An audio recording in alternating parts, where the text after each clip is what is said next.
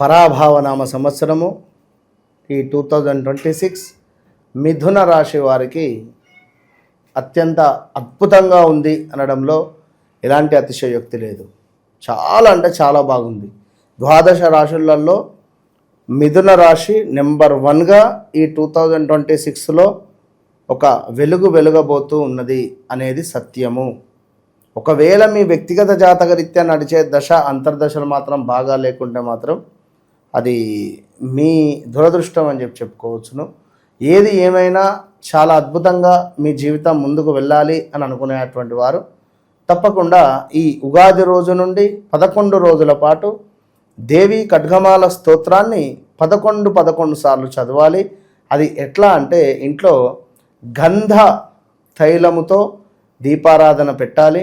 అదేవిధంగా ఇప్ప విప్ప నూనెతో దీపారాధన చేయాలి.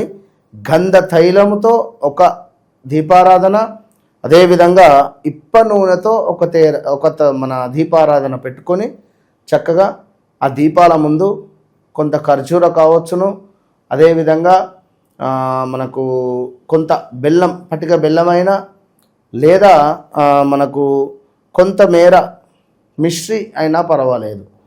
ఖర్జూర, తేనె లేదా మిశ్రి ఈ మూడింటిలో ఏదైనా నైవేద్యంగా పెట్టి చక్కగా దేవి ఖడ్గమాల స్తోత్రాన్ని 11 సార్లు పారాయణం చేయడం ద్వారా రాబోయే రోజులన్నీ శుభాలుగా ఉండబోతున్నవి.